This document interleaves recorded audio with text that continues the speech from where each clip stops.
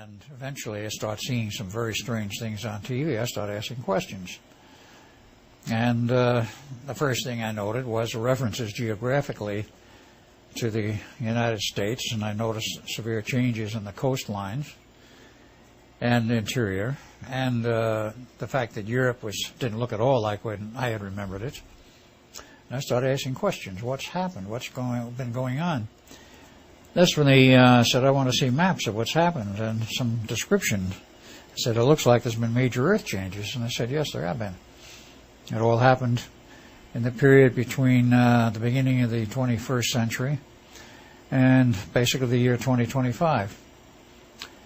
All right, what happened? So they told me, they showed me maps, and to describe it briefly, the east coast of the United States was rather heavily changed, not as much as the west coast, but neither one for that matter. None of the changes I saw would fit some of the very far out maps promulgated in the late 20th century by various people such as the I Am America group and Michael Gordon Scallion and his series of maps.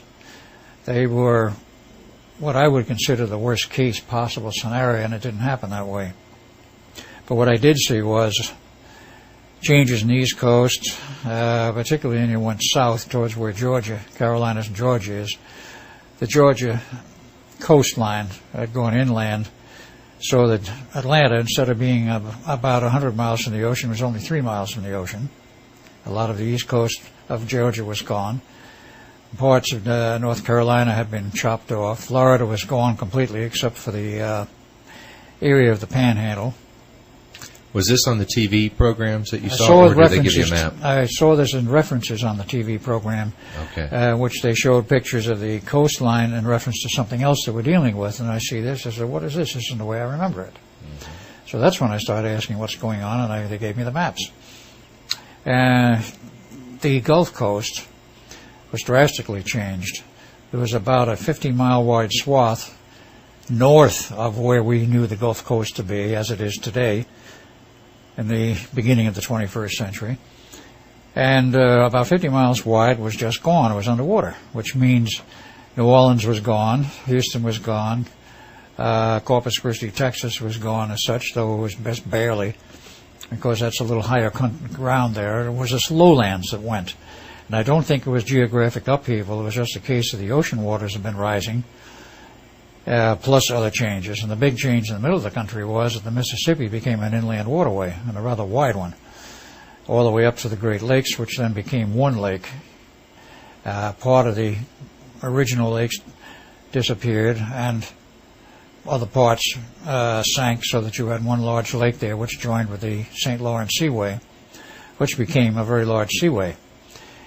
And the rest of the U.S., the western part, to the other side of the new Mississippi basin, if you will, was all there essentially intact, with the exception of California and parts of Oregon and small parts of Washington. California suffered from where the San Andreas Fault came inland.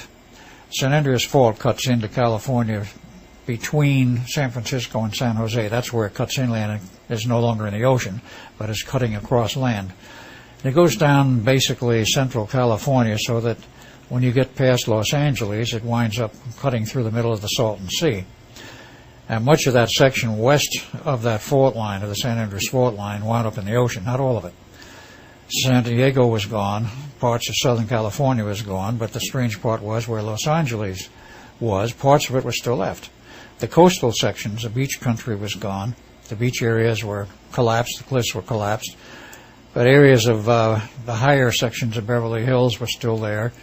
Altadena, Pasadena was still there. Downtown Los Angeles is still referred to as the island, because it was on a rock, and there's literally an island there, even now, though it's certainly not underwater, but it winds up being surrounded by water. So there were a lot of changes that way.